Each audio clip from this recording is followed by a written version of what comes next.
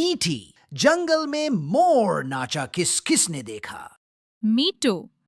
नाचने से पहले मोर इस बात की तसल्ली करता कि दूर दूर तक सिवाय मोरनी के कोई और जानवर नहीं।